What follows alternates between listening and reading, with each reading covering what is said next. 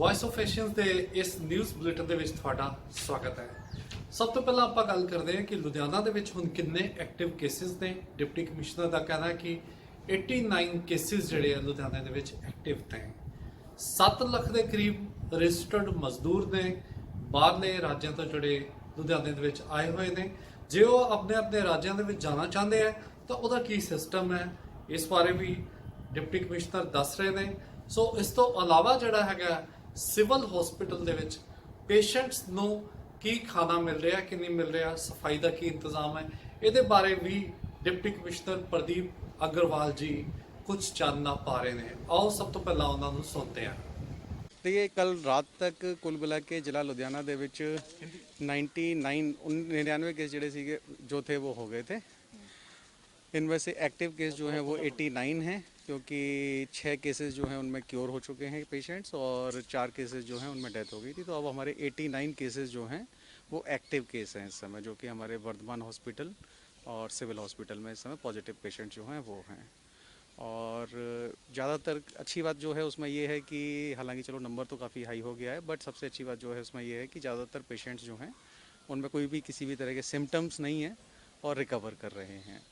तो हाँ, देखो ऐसा है कि पहले तो जो लुधियाना के अपने लोकल थे वो तो 3 दिन पहले तक सिर्फ 18 ही केसेस थे, जिनमें से 10 एक्टिव भी नहीं रहे थे, 8 ही एक्टिव रह गए थे। बट पिछले 3 दिनों में हमारे पास पहले दिन 11, दूसरे दिन 48 और तीसरे दिन 22 केसेस जो हैं वो आए हैं। तो ज़्यादातर ये लोग जो हैं वो बाहर से आए हुए हैं। कुछ लोग नांदेड़ से आए थे, कुछ लोग कोटा से आए थे, कुछ लोग जैसलमेर से आए थे, कुछ लोग ग्वालियर वगैरह से, जो कंबाइन वाले हैं, जो कंबाइन ऑपरेटर्स थे वो जो आए थे। तो इस तरह से जो बाहर से हमारे पास लोग आए हैं, ज़्यादातर वो लोग पॉजिटिव पाए गए हैं। बट कुछ लोग लोकल भी हैं, जैसे खन्ना साइड से भी कल 3 केस हमको मिले हैं।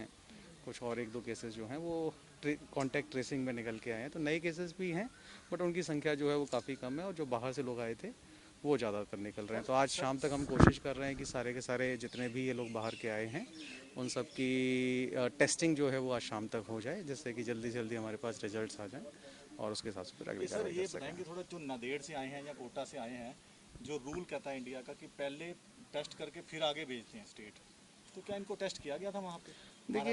देखिए ऐसा है कि नंबर 1, आई डोंट नो कि आपको किसने बताया है कि ऐसा कोई रूल है कि टेस्ट करके बंदे को भेजा जाता है। जो हाँ, ऐसा कोई रूल मैंने तो नहीं पढ़ा, शायद आपने पढ़ा हो कहीं, तो मुझे ज़्यादा जानकारी नहीं है इस बारे में। लेकिन जो रूल है वो ये है कि स्क्रीनिंग जो है वो की जाती है, क्योंकि टेस्टिंग करना, अब जैसे कि हम लोग डेटा कलेक्ट कर रहे हैं, लुधियाना में तकरीबन 7 लाख माइग्रेंट लोग हैं। हम यहाँ पे प्लान कर रहे हैं, उनको एक अपॉर्चुनिटी दे रहे हैं कि वो यहाँ से अगर अपने स्टेट वापस जाना चाहते हैं तो वो डेटाबेस हमने क्रिएट किया है, उसमें अपनी एंट्री जो है कर सकते हैं। तो अब 7 लाख लोगों को अगर जाना है तो उनकी टेस्टिंग जो है वो तो पॉसिबल भी नहीं होती। स्क्रीनिंग जो होती है वो एक चीज़ है जिसमें कि हम लोग सिम्टम्स वगैरह जो है वो चेक करते हैं जाने से पहले, किसी को भी एक स्टेट से दूसरे स्टेट में जाने के लिए। और गवर्नमेंट के जो प्रोटोकॉल्स हैं वो भी आज की डेट में यही कहते हैं कि उनको जाने से पहले एक बार उनके सिम्टम्स जो हैं वो चेक कर लिए जाएं। तो सिम्टम्स में चेक करने में ये देखा जाता है कि जो फिज़िकल सिम्टम्स हैं, लाइक जैसे अभी थोड़ी देर पहले आपने देखा होगा कि हमने एक थर्मल स्कैनर है, उससे पता चल जाता है कि टेम्परेचर तो नहीं है बंदे को, या उसके जुकाम, खांसी, इस तरह के जो सिम्टम्स होते हैं उनके बारे में स्क्रीनिंग जो है वो की जाती है। तो मुझे लगता है कि हर एक स्टेट जो है वो अपनी जिम्मेवारी समझते हुए अपने प्रोटोकॉल्स को फॉलो कर रहा है। और जैसा मैं बता रहा हूँ कि यहाँ पे भी जो लोग आए हैं उनमें सिम्टम्स तो दिख नहीं रहे, तो ये लोग जो हैं वो असिम्प्टोमेटिक हैं लेकिन पॉजिटिव हैं। तो ऐसे केसेस में हम उनको भी कोई वो नहीं कह सकते कि उन्होंने अपनी तरफ से कोई वो की है, स्क्रीनिंग करके ही उन्होंने भेजा होगा, जैसे हम यहाँ से स्क्रीनिंग करके आगे भेजते हैं। लास्ट सवाल, जो मजदूर हैं उनको भेजने के लिए क्या इंतजाम, क्या कितने की एप्लीकेशन आ गई आपके पास और कैसे भेजे रहे हैं, ट्रेन से या बसों से? देखिए, अभी तक तो जो हमारे पास इंस्ट्रक्शंस हैं वो ये हैं कि इनका डेटाबेस जो है वो क्रिएट कर लिया जाए। और इस समय हम लोगों के पास तकरीबन सुबह तक 10-1 हज़ार लोगों की जो रजिस्ट्रेशन है वो हमारे साथ शेयर कर ली गई थी। चूँकि स्टेट लेवल पे ये डेटाबेस मेंटेन हो रहा है, तो वो टाइम पे हमको ये डेटाबेस जो है शेयर करते हैं। तो आज सुबह जब हमारे साथ शेयर किया था तब तक तकरीबन लुधियाना के 10,000 लोगों ने इसमें अप्लाई कर दिया था। तो डेटाबेस जो है वो क्रिएट किया जा रहा है। उसके बाद इस पंजाब गवर्नमेंट ने, और जिस स्टेट के ये लोग होंगे उन स्टेट के जो नोडल ऑफिसर्स हैं उनके साथ आपस में डिस्कशन करके फर्दर मोडस ऑपरेंडी जो होगी इसकी, उसके बारे में फ़ैसला करना है।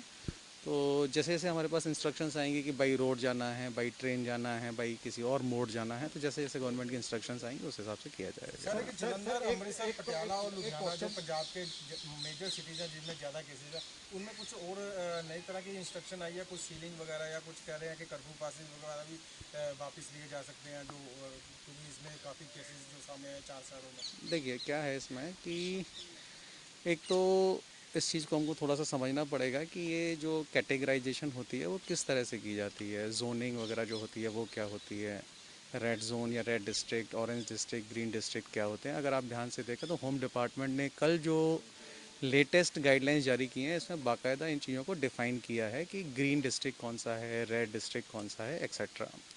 ग्रीन डिस्ट्रिक्ट जनरली उसको कहा जाता है जहाँ पे कोई केस नहीं हुआ या लास्ट 21 दिन में कोई केस वहाँ पे ना हुआ हो। जो रेड डिस्ट्रिक्ट है वो जनरली वो डिस्ट्रिक्ट है जहाँ पे नंबर ऑफ़ केसेस थोड़े ज़्यादा हैं या फिर डबलिंग रेट जो है वो एकदम से बढ़ गई हो। ऑल ऑफ ए सडन जैसे लुधियाना में पहले मैंने बताया कि बहुत कम केसेस हुआ करते थे, एकदम से बाहर से काफ़ी लोग आए तो उसकी वजह से एकदम से हमारा नंबर जो है वो काफ़ी बढ़ गया है। तो ये तो होगी डेफिनेशंस इन डिस्ट्रिक्ट्स की। उसके बाद रिलैक्सेशंस जो होती हैं उनमें जो मेजर चीज़ है वो है कंटेनमेंट एरिया, क्योंकि जहाँ पे पॉजिटिव केस होते हैं इसका मतलब है कि वहाँ पे कुछ एरिया ऐसा होगा जो कि सीरियस टाइप का होगा, जहाँ पे ज़्यादा केसेस आ रहे होंगे, तो उन एरियाज़ को स्पेसिफिकली टारगेट किया जाता है और उन एरियाज़ में मना किया जाता है कि ये रिस्ट्रिक्शंस लगी रहेंगी या ये चीज़ें जो हैं वो परमिट नहीं की जाएंगी। तो 4 तारीख से जो चीज़ें अप्लाई होनी हैं तो उसके लिए गवर्नमेंट ऑफ इंडिया ने अपनी गाइडलाइंस जो हैं वो शेयर कल शाम को कर दी थी, जिनको आज गवर्नमेंट ऑफ पंजाब उनको गो थ्रू कर रही है और उसके बाद डिटेल्ड गाइडलाइंस गवर्नमेंट की, स्टेट गवर्नमेंट की तरफ से जारी की जाएंगी, जिसके बाद फिर हम अपना ऑर्डर भी जो है डिस्ट्रिक्ट में क्या क्या कौन कौन सी जगह पे लगेगा वो फिर जारी करेंगे। रेड जोन कितने हैं सवाल है सर सर, लुधियाना में? एक रेड सवाल जोन है, क्वारंटीन जो किए गए श्रद्धालु हैं उनका कहना है कि हमारी देखभाल अच्छे तरीके से नहीं की जा रही है। प्रशासन की तरफ से जो तैयारी की गई थी वो बिल्कुल भी ज़मीनी स्तर पर दिखाई नहीं दे रही है। गंदा पानी पीने को मिल रहा है, खाने की सुविधा नहीं है, सोने की सुविधा नहीं है, ऐसी चीज़ें निकल के सामने आ रही क्योंकि उनके वीडियोज़ बाहर हमें भेजे जा रहे हैं। पहला सवाल था आपका कि रेड जोन कितने हैं, तो रेड जोन के बारे में मैं ये कहना चाहूँगा, रेड जोन नाम की कोई चीज़ नहीं होती है। रेड डिस्ट्रिक्ट जो है वो लुधियाना एक रेड डिस्ट्रिक्ट में डिक्लेयर्ड है।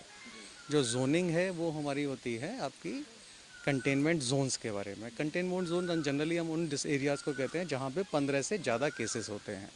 तो जैसा मैंने पहले बताया था कि हमारे लोकल केसेस तो 18 ही थे, पिछले टाइम में कुछ एक बड़े हैं। ये जो लोग हैं वो सारे के सारे लोग बाहर से आए हुए हैं, तो बाहर से आए हुए लोगों के होने की वजह से इनको हम किसी पर्टिकुलर एरिया का नहीं कह सकते कि इस पर्टिकुलर एरिया में होने की वजह से वहाँ पे स्प्रेड हो सकता है। जब जो बंदा बाहर से आया और सीधे हमारे हॉस्पिटल फैसिलिटी में आ गया तो उस पर्टिकुलर एरिया में तो फैला ही नहीं वो चीज़, तो इसलिए हम उस हिसाब से इनको टेक्निकली हर एक केस को देखते हुए फिर डिक्लेयर करते हैं।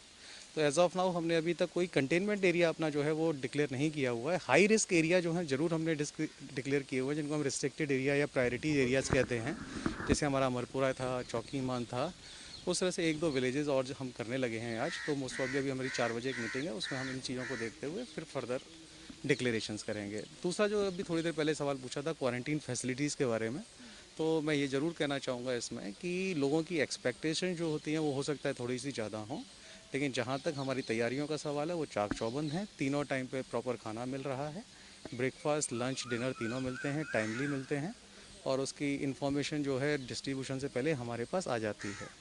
ये ज़रूर है कि ये लोग चूँकि बाहर से आए हुए हैं, काफ़ी टाइम घर से बाहर रहे थे, उनको पंजाब लाया गया है, अब वो लोग अपने घरों तक नहीं जा पा रहे हैं, तो कुछ लोग जो हैं वो काफ़ी ज़्यादा अनरेस्ट जो होता है वो उनमें लोगों में आ जाता है। प्लस साथ में ये भी एक दिक्कत होती है कभी कभी कि लोगों को जब बीमार होता है तो उसको लगता है कि मैं बीमार हूँ और मुझको डॉक्टर की ज़रूरत है, डॉक्टर मुझको दवाई दे रहा है, तो एक रिलेशनशिप जो होता है डॉक्टर और पेशेंट वाला उनके बीच में क्रिएट हो जाता है। बट इस केस में चूँकि इन लोगों को कोई सिम्टम्स नहीं होते या कोई इनको बीमार वाली फीलिंग ही नहीं होती है, तो इसलिए लोगों को ऐसा लगता है कभी कभी कि हम तो बिल्कुल ठीक हैं, हमको इसलिए यहाँ पे ज़बरदस्ती रखा जा रहा है या हमको रखा गया है। तो इसका केवल और केवल एक रीज़न यही है कि उनको रखने का जो मकसद है या जो रीज़न है वो यही है कि आगे स्प्रेड ना करे। केवल और केवल एक आइसोलेशन या क्वारंटीन फैसिलिटी जो है वो इसलिए प्रोवाइड की जाती है कि आगे समाज में जाके आगे स्प्रेड ना करे। तो मैं इन लोगों से, हम लोग लगातार इनके साथ टच में हैं और कोशिश कर रहे हैं, काउंसलिंग के थ्रू भी इनको समझाने की कोशिश की जा रही है कि काइंडली अपना ये सोचते हुए कि आप में अगर पॉजिटिव आप आ गए हैं या अभी आप नेगेटिव हैं, चूँकि आप पॉजिटिव लोगों के साथ चल के आए हैं, तो देयर इज़ अ पॉसिबिलिटी कि कहीं बाद में ना फैल जाए, तो इसलिए आपको इस फैसिलिटी में रखा गया है। और आपकी पहली टेस्टिंग हो चुकी है, दूसरी टेस्टिंग भी करवा के जब आप नेगेटिव इन केस आ जाते हैं तो हम आपको डिस्चार्ज करते हैं। Thank you. कि वो फर्स्ट एड हो चुके हैं, हाँ जी, आसान शब्दों में ये वो क्या हुए हैं ये तो वही बता सकते हैं। मैं तो बस इतना बता सकता हूँ कि गवर्नमेंट की तरफ से उनकी ज़रूरतों का सारा इंतजाम किया गया है। Thank you. LG ਇਵੈਂਟਸ ਦੇ ਵੱਲੋਂ ਲੁਧਿਆਣਾ ਦੇ ਵਿੱਚ ਆਨਲਾਈਨ ਡਾਂਸ ਕੰਪੀਟੀਸ਼ਨ ਕਰਵਾਇਆ ਗਿਆ। ਕੁਝ ਝਲਕੀਆਂ ਉਹਦੀਆਂ। ਇੱਕ ਰੰਗ ਸਾਵਲਾ ਤੇਰਾ ਨੀ ਉੱਤੋਂ ਜ਼ੁਲਫਾਂ ਪਾਇਆ ਕੇਰਾ ਨੀ ਡੇਂਜਰ ਤੇਰੀ ਅੱਖ ਕੁੜੇ ਜਿਵੇਂ ਤਾਲੀਬਾਨ ਦਾ ਡੇਰਾ ਨੀ 5 ਦਿਨ ਕੁੜੀ ਪਾ ਕੇ चांदनी रात में गोरी के साथ में आसमान में देखूंगा। सबको नमस्कार, मैं Anita Arora from LG event. LG event की तरफ से 30 अप्रैल को एक कंपटीशन करवाया गया था सोलो डांस का, जिसमें हमारे कोरियोग्राफर जूरी मेंबर मैम परी एंड मिस्टर सैम सर थे, जिन्होंने 3 विनर्स को निकाला, जिसमें बच्चों से लेके बड़ों तक के सभी लोगों ने भाग लिया था। इसमें से जो 3 विनर हैं, फर्स्ट विनर्स हैं हृदय कौर, सेकंड विनर है प्रंजलि गई, थर्ड है रूहानी गुलाटी। इनको मैं दिल से कंग्रेचुलेशन करती हूँ कि इन्होंने बहुत अच्छे तरीके से कंपटीशन किया। और सेकेंडली मैं परी मैम एंड सैम सर को भी कंग्रेचुलेशन करती हूँ कि जिन्होंने तय दिल से हमारा साथ दिया।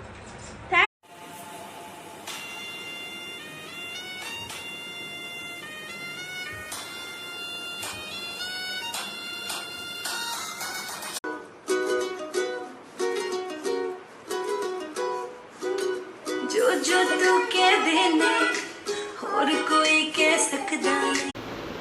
ਸਤਿ ਸ਼੍ਰੀ ਅਕਾਲ ਜੀ, ਮੈਂ Jatinder Singh from LG events. ਅੱਜ ਇਸ ਕੰਟੈਸਟ ਦੇ 3 ਵਿਨਰਸ ਮਾਸਟਰ ਸੈਮ ਤੇ ਮੈਡਮ ਪਰੀ ਵੱਲੋਂ ਕੱਢੇ ਗਏ। ਸੋ ਤਿੰਨੋਂ ਵਿਨਰਸ ਨੂੰ ਬਹੁਤ ਬਹੁਤ ਮੁਬਾਰਕਾਂ।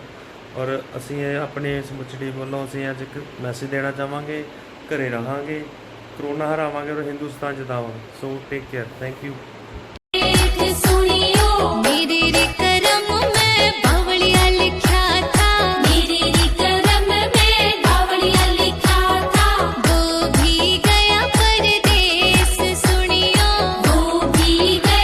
ਹੌਲੀ ਹੌਲੀ ਗਿੱਧੇ ਵਿੱਚ ਨੱਚ ਬਦਲੋ ਨੀ ਤੇਰਾ ਲੱਕ ਨਾ ਮਰੋੜਾ ਗਾ ਜਾਵੇ ਕੱਚ ਦਾ ਸਮਾਨ ਬਿਲੋ ਰੱਖ ਸਾਂਭੀ ਨੀ ਕਿਤੇ ਸੋਹਣੀਏ ਤੱਕ ਨਾ ਜਾ। मैं Monika Chopra from LG event. इस ਕੰਟੈਕਸਟ ਵਿੱਚ ਬੱਚੇ ਅਤੇ ਵੱਡਿਆਂ ਨੇ ਰਲ ਕੇ ਪਾਰਟਿਸਿਪੇਟ ਕੀਤਾ, ਜਿਸ ਨੂੰ ਸਭ ਨੂੰ ਬਹੁਤ ਵਧੀਆ ਲੱਗਾ ਤੇ ਅੱਛਾ ਰਿਸਪੌਂਸ ਆਇਆ। ਘਰ ਬੈਠ ਕੇ ਸਭ ਨੇ ਆਪਣਾ ਇੰਜੋਏ ਕੀਤਾ।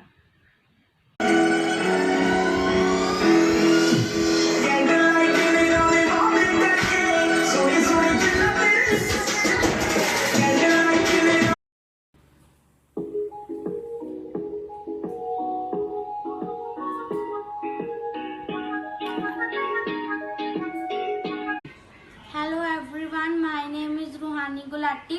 I am participating solo dance competition and I win.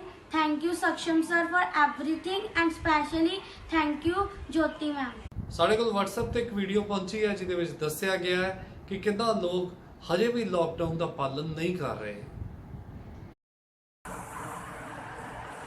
ਇਹ ਦੇਖੋ ਜੀ, ਲੁਧਿਆਣੇ 'ਚ ਹਜ਼ੂਰ ਸਾਹਿਬ ਤੋਂ ਐਨੇ ਕੇਸਿਸ ਆਉਣ ਤੋਂ ਬਾਅਦ ਲੋਕਾਂ ਦੀ ਕੀ ਲਾਪਰਵਾਹੀ।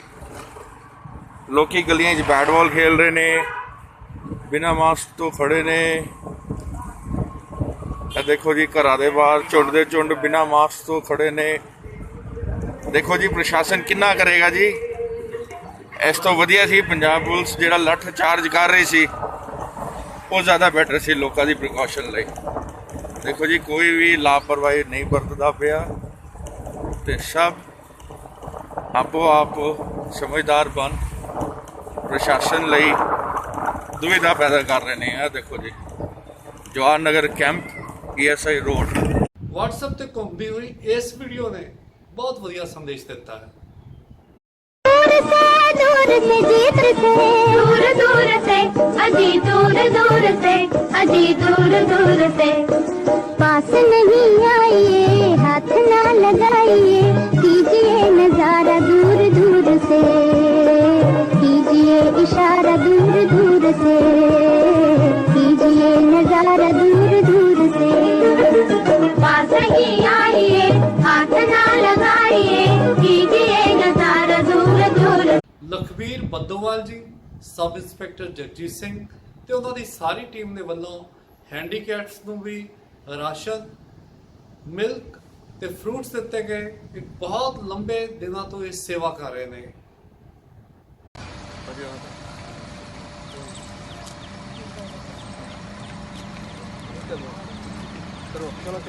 और छोटू आ जा धक्का लगा के आगे ले जा आ जा मतलब कोई नहीं हैंडल फड़ो तुम हैंडल फड़ो